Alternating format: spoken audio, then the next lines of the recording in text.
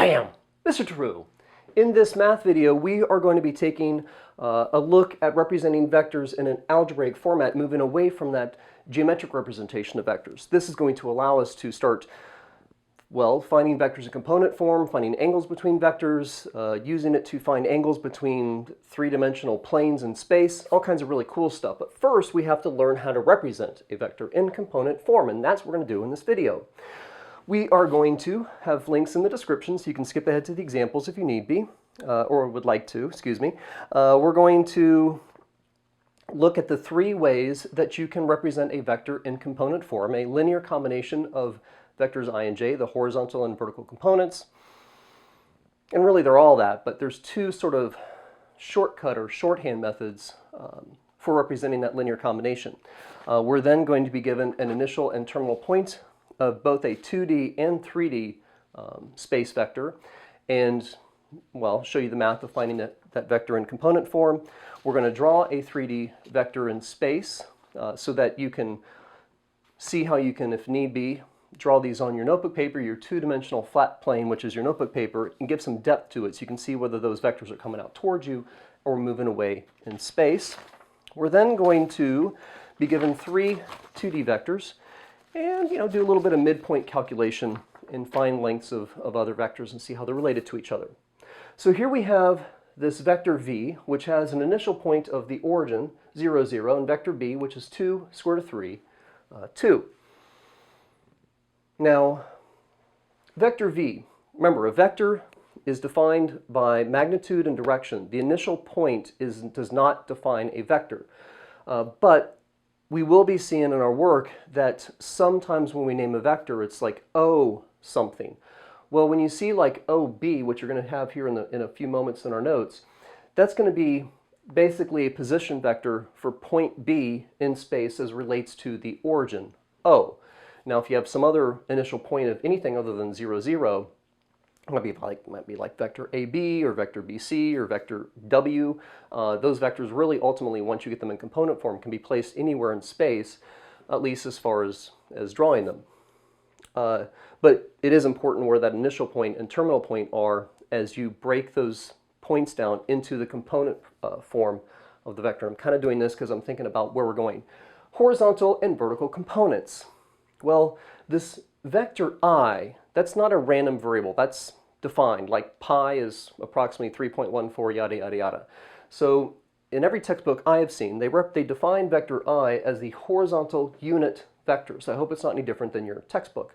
And in 2D space, I is just I. If I write vector v or vector w, because I already have vector v up here, if I write vector w is equal to I, well, that's it. And vector w means that from some initial point you're moving horizontally to the right 1 unit. And this is a way of representing vector w. Well, if vector w is vector I, then the two other ways that you can write that vector in component form is with sort of this pointy set of parentheses, and it has a real name which has just escaped me. But if you see what looks like a coordinate, like an xy coordinate with round parentheses, well, then it's a coordinate. It's telling you how far horizontally to move left and right and up and down from the origin. If you have a set of pointy brackets, that's vector notation. So for some point in space, you move right 1 unit, and you do not move up or down at all. You just move, well, let's see here. I have some room here. Here's some initial point. I move to the right 1 unit, that's vector w. Some initial point, some terminal point, that's vector w. And so it's just I, it's pointy brackets, 1, 0, or it's this column format, which the book I started teaching out of last year from my IB mathematics puts these vectors in component form, and it's horizontal movement over vertical movement. So that is your vector I, your horizontal unit vector. Vector j is your vertical unit vector, and in 2D space that is, well, just some vector name like vector z is equal to vector j, or it's with the pointy brackets, do not move left or right, but just simply move up 1 unit. It's 1 unit vector vertical. Or in a column format, it's a 0 on top and a 1 on the bottom, saying from some initial point, do not move left and right at all, just simply move up 1 unit. The origin is 0, 0, denoted by a big ol' O, and vector v is a linear combination of the vectors of I and j. So in example 1 here, I've already got it drawn up here. How do I write vector v in component form, or how do I write vector OB? And again, O first, not some other letter, so this is going to be a position vector for B, somewhere in space as it relates to the origin. Well, from the origin, we move to the right, 2 and square root of 3 horizontal unit vectors, or in decimal format, it's somewhere around 3.4, but it's 1, 2, 3, and some change horizontally. So think about your scalar multiple notation that we talked about in the previous lesson. It's 2 square root of 3i. And then from there, and it's positive because you're moving to the right, just like graphing coordinates. And then from there, you move up to horizontal components, you move up to vertical components of j. So from O, 2 square root of 3 units to the right, up 2 units, and you get to the terminal point of B. Now, that can also be written as this, and you're going to just use whatever notation your textbook uses or your teacher uses consistently to keep that continuity. Or, and I've now run out of vertical space, I guess you could say it's also in this column format, 2 square root of 3 and 2. Next example coming up right now. Alrighty then, we're going to take, given that A is negative 3, 2, and B is 1, 5, we're going to first write down these vectors, OA and OB, the position vectors for those points, as column vectors. So vector OA is going to be as a column vector, that horizontal movement over the vertical movement. And OB, vector OB, is then therefore 1, whoops, missed with the top of my 5, 1, 5. Now again, your textbook may very well have vector OB written as 1, 5, this other format, sort of a shortcut format for writing the vector in component form. I'm going to be sticking with the column vectors. Now, finding vector AB. This, again, the ray, so it's not, well, vectors aren't rays, but this arrow above AB starts above A and ends above B. So this is your initial point and your terminal point. So that means that vector AB is going to be vector OB minus vector OA, and OB is 1, 5. You're starting to see how we work with finding resultant vectors, the sum and subtraction of vectors here with this example. And that's going to be 1 minus negative 3, which is 4, and 5 minus 2, which is, of course, 3. And just because I know it's in so many different textbooks, this notation here, when you want to write a vector in component form, you take those horizontal components, horizontal components, excuse me. You start with the terminal point and end with the initial point. So we have 1 minus negative 3. Of course, this is going to be the same math. It just looks different. Chalk down! And I don't have any other orange chalk, so let me just go find that. Here we go. Pas de moi. And we've got our vertical components of 5 minus 2. Which, of course, is going to give us the same answer, just a different look. Okay, so if we want to say let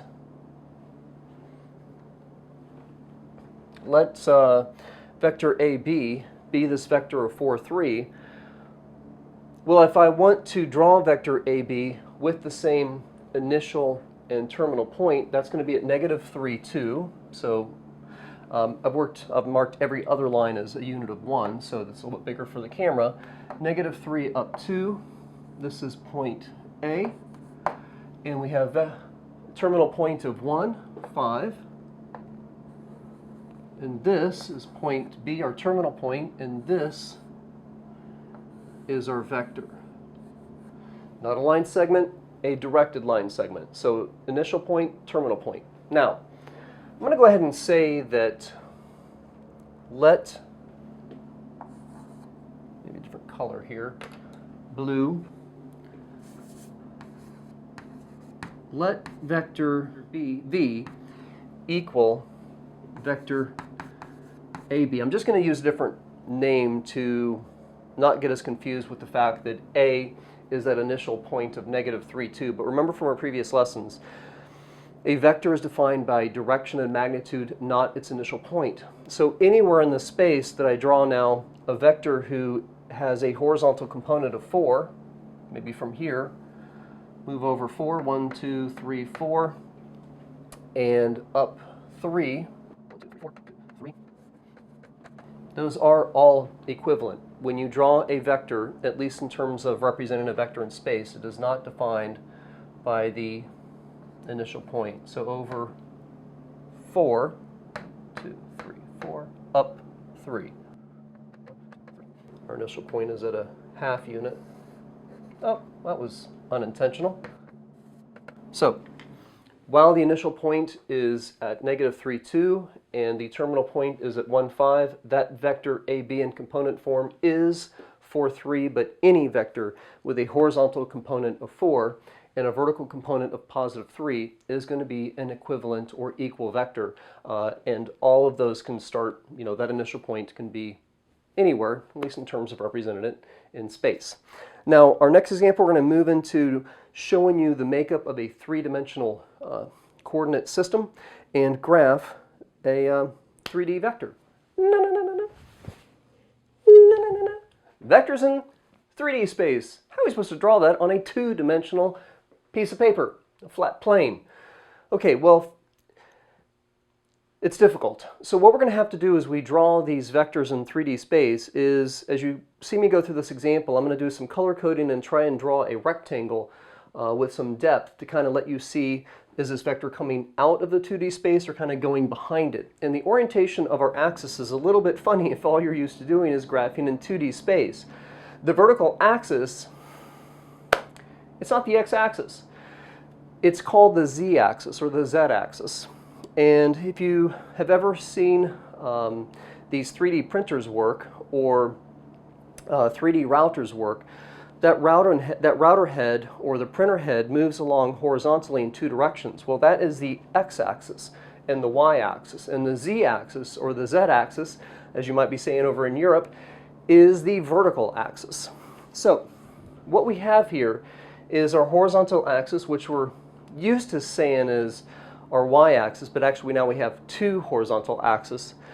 The diagonal here, this axis we've labeled with x, it's drawn on a diagonal, but what we're trying to do is show some depth. Actually, what we have here, and of course now this is pointing right at the camera, but this yardstick is the x-axis, and that's perpendicular to the y-axis and perpendicular to the z-axis, and it's coming out towards you. So as you see this line come down and to the left, these are positive units. So this is positive 1, 2, 3. This is negative 1, negative 2, and negative 3, and so on and so on. Our movement to the right on y is a positive 1, 2, and 3, 4, and so on. Left, as always, negative. And your z-axis, you would expect 1, 2, 3, 4, 5. As you move up, those numbers become larger or more positive, and down here are negative values. Now, I might end up erasing some of these because trying to draw a three-dimensional object in 2D space is hard to see. Let's see if we can't do that.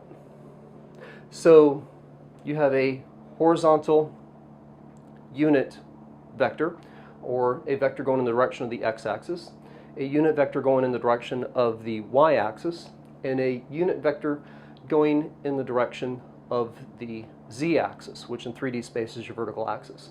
And in component form or in column format, this is what our vectors are going to look like. Horizontal, well, movement along the x-axis, movement along the y-axis, and movement along the vertical z-axis. And we're going to try our best to draw the position vector OA for the coordinate of A, which is 6, 3. So we're going to try and draw a vector from the origin to A and create that depth as we go along. And to do that, it's probably going to be helpful to do some color coding, which I know is a little bit hard to see in this camera, but I'm going to use, how about green, blue, and orange, and I hope it shows up. First, we're going to talk about this movement. We're going to do I in orange, J in, not that it really necessarily matters. I'm going to do green, trying to match my notes in case I do something silly, and then K in blue. Now, okay, so vector A has a horizontal, a movement, a positive movement in the x-axis direction of 2. So we're going to, from the origin, have to track the idea that we're going to move a horizontal distance, or positive 2.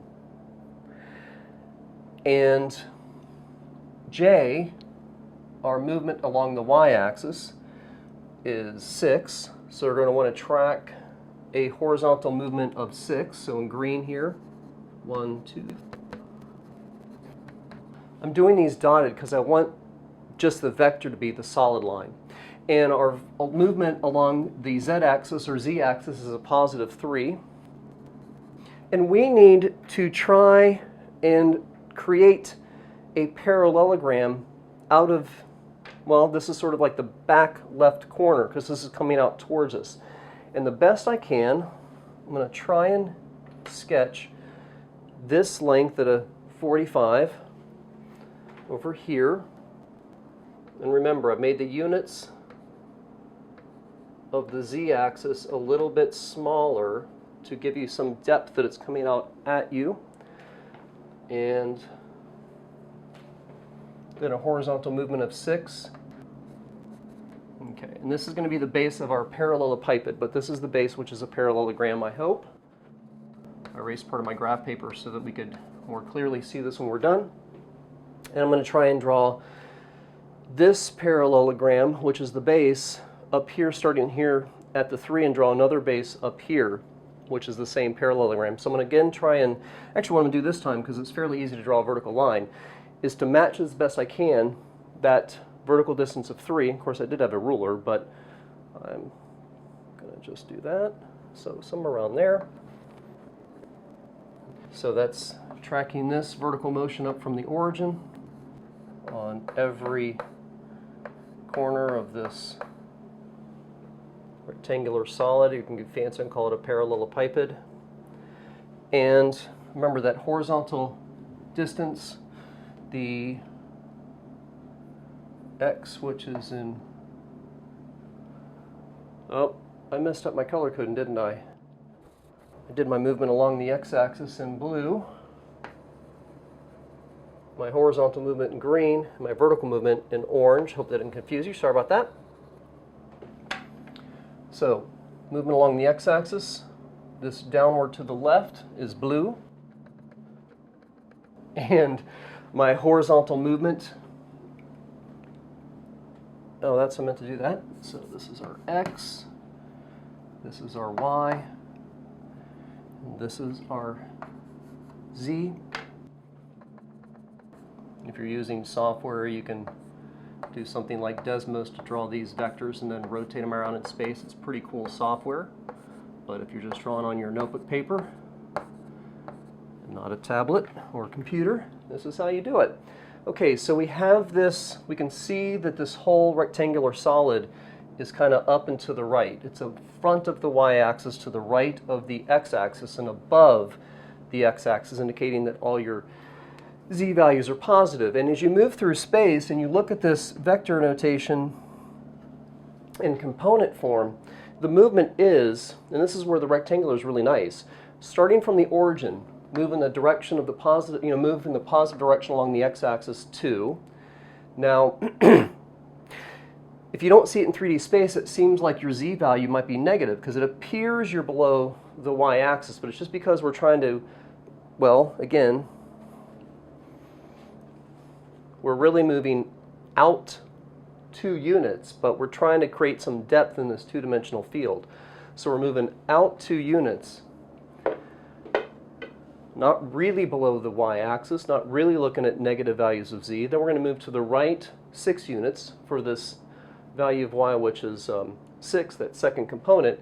And then from there, we're going up 3. And this is our terminal point of A. Here is our origin, O. And this is our vector, O, A. And, without that rectangular diagram to help us see the depth in this two-dimensional drawing, it would be very easy to say, well, is this coordinate, 0, 5, 1.8 or something like that? But we can see that, no. From the origin out to, from there, over 6, matching that distance of 6 on the y-axis number line, but from here, kind of sort of adding vectors sort of in a triangular method, if you will, and then up a distance of 3, and you're here, up here, forwards to the right, and up from the origin, and that is how you draw. Hopefully, maybe some rulers, a little bit of artistic ability. It's pretty tough, but that's how you draw a 3D vector in a 2D plane. No. So example 5, now that we know how to draw a 3-dimensional vector, how do you write it in component form? Exactly like you did it in 2-dimensional form. Given that A is at 2, 6, 3, and B, coordinate B is at 3, negative 1, 5, express AB as a linear combination of unit vectors and as a column vector, just to get us used to that different notation. So vector AB is equal to just take each of the components and subtract them with the terminal first minus initial coordinate. So it's going to be 3 minus 2 times vector I plus negative 1 minus 6 times vector j. Horizontal, I want to say horizontal vertical, but we're not in 2D space. Movement along the x-axis, movement along the y-axis, and then finally your movement along the vertical axis of z. So negative 5 minus 3 times vector k. That's going to give us simply vector I minus 7 vector j minus 8 times vector k. That's a linear combination. Yeah, just adding and subtracting vectors together, or as a column vector, 1, negative 7, negative 8. Now, what if your question about vectors starts saying things like midpoint, or, well, we're just going to do midpoint. You could actually cut up your vector in different ratios like 1 to 5 and so on and so on. But yeah, how do you find the midpoint of a vector? No. It's the last example. And the air's coming on again. Awesome. Florida heat. Gotta love it. Point A, or coordinate A, is negative 4, 1. Coordinate B is 4, 6. And coordinate C is negative 2, 4. And sorry for the sound, what little bit you can hear over my microphone. At any rate, write down the vectors, the position vectors of OA, OB, and OC as column vectors. Number of times so far this video, but just to get used to the notation one more time. Vector OA is negative 4, 1. Vector OB is 4, 6. And vector OC is negative 2. Whoops, that's a coordinate of a point. That means I'd have to move left 2 and up 4 from the origin. This is how you write in shorthand a vector in component form with the pointy brackets, but we wanted it in column format or column vector. So moving along the x-axis first, then the y-axis. Awesome. Okay, a little bit of geometry view. Find the coordinates of M and N, the midpoints of the line segments AB and AC. Well, how do you find coordinates of midpoints? You just simply find the average of each of the x coordinates and each of the y coordinates, and if it was in 3D space, each of the z coordinates. So the midpoints, well, M is going to be, wrote a little bit too big and didn't give myself enough room here, but coordinate M is the midpoint of AB, so we're going to add those x coordinates. So negative 4, 4, plus 4 over 2, and 1 plus 6 means that we're looking at a coordinate of 0, 7/2. Then we've got coordinate N is the midpoint of AC, so coordinate N is the midpoint of A and C. So again, we're going to add those x coordinates. Negative 4 plus minus 2 over 2, and 1 plus 4 over 2, and that's going to give us coordinate N is equal to, well, that's negative 6 divided by 2, which is negative 3, and we've got 5/2. And when I glanced at my notes, I thought I was going to have a lot of positive numbers, but actually I've got some quite negative ones, so give me just un momento. Okay, we're going to show that vector BC, the vector with the initial point B and terminal point C, is equal to twice the vector of MN. So actually now we have, again, endpoints, initial, terminal, initial, terminal. We need to find those two vectors. So vector BC is going to be equal to negative 2 minus 4 is negative 6, and 4 minus 6 is negative 2. That's vector BC. Now, show that that's equal to 2 times vector MN, initial point, terminal point. So starting with as far as the subtraction goes, starting with the terminal point, negative 3 minus 0 is negative 3, and 5/2 minus 7/2. Well, 5 minus, oh, there we go, right? 5 minus 7 is negative 2, and negative 2 divided by 2, if I'd written that, I would have wrote the right answer, is equal to negative 1. Well, yes, with our scalar multiples, our understanding of that, though we've really kind of only looked at it in a geometric type fashion, but we know that a scalar multiple of 2 is going to make that vector twice as long. That means you're going to multiply each of those components by 2. So BC, negative 6, 2, 2 times vector MN, well, that comes out to be 2 times negative 3, which is negative 6. I'd be much happier to do this in a vertical format, but I've run out of space. 2 times negative 1 is negative 2, and those indeed are equivalent. Now, all this was in vector notation except for finding our midpoints, and I just like you, because this is basically geometry, to see as much as possible. I don't want to draw a bunch of 3D vectors, it's so difficult to do that, but what does this look like? A is at negative 4, 1, so 1, 2, 3, 4, positive 1, negative 4, 1, that's coordinate A. B was at 4, 6, so over 4 and up 6, 1, 2, 3, 4, 5, 6, that's coordinate B. We have coordinate C, which is at negative 2, 4, negative 2, 4, and we found M and N, the midpoints of the line segments AB and AC. Well, a vector is just a directed line segment. So here's segment AC, and we found M and N.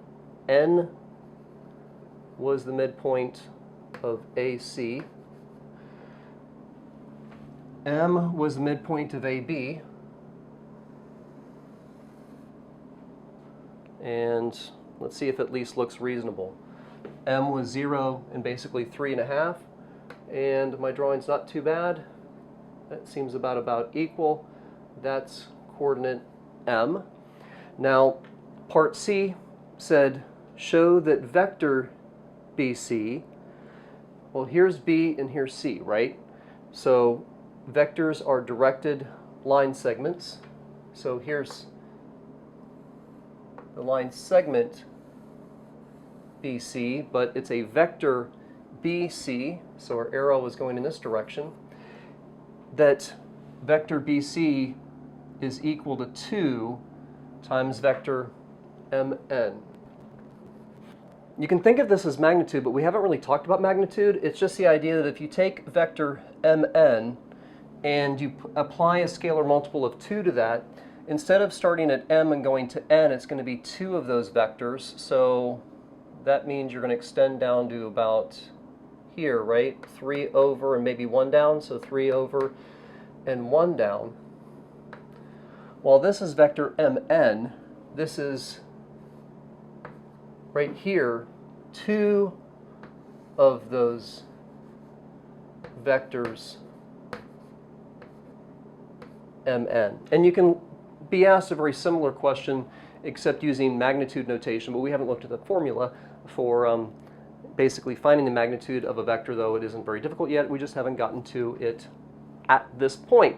And that is the geometry of what's going on with our last example. Now, even though I haven't talked about magnitude yet, think about in geometry. If you had a triangle, I just want to tie it together, like all these math classes that we're going through, they're all tied together. And vectors are directed line segments, right? And back in geometry, you learned that the line segment that's connecting the midpoint of 2 sides of any triangle is going to be parallel,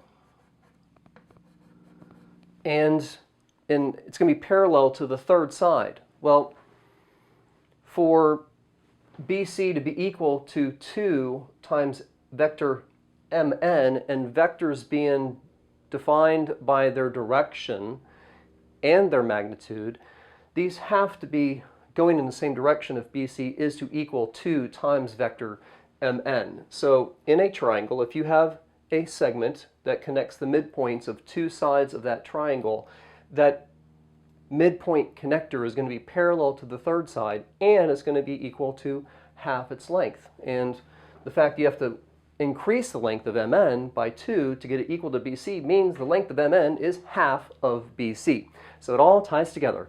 I'm Mr. True. Bam! Go do your homework.